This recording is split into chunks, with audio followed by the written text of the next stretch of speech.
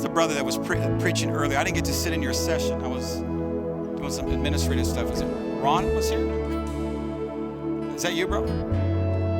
I don't know your story. I don't know if you shared your story. But God says that he's not done with you yet. It's like the enemy pulled the rug from beneath you. Your plans were set. The trajectory was set. Everything seemed like you were going to coast into a new season. All of a sudden, whoop, how did that happen? Where did that happen? Transitions and people you love, people, it's like family or something, like people left, grandkids. They were within you, they were with you, and within your proximity, they're no longer even here. They're elsewhere. California, Arizona, something like that. It's like south. And you're like, but Lord, now what? We faithfully served you. God says that you've been faithful to him. God says that he's going to continue to honor you. God says that none of this catches him off guard.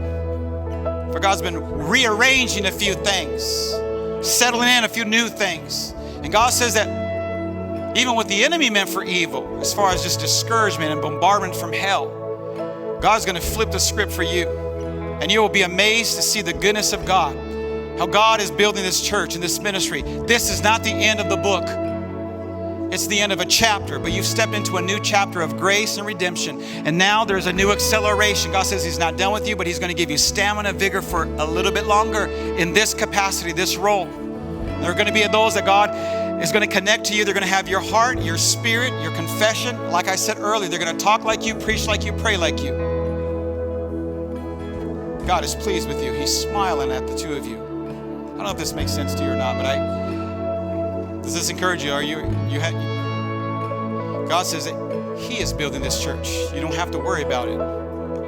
It's not built by your hands. It's his hands. If it's his will, it's his build.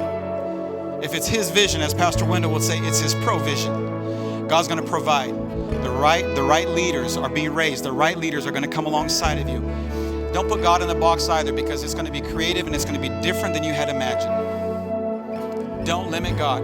It's not something that you've conceived in your mind. It's conceived in the mind of God. It's going to look different than you had imagined, and it's going to be better. And as you step into it, God, you're so good. You're so good. You're so faithful.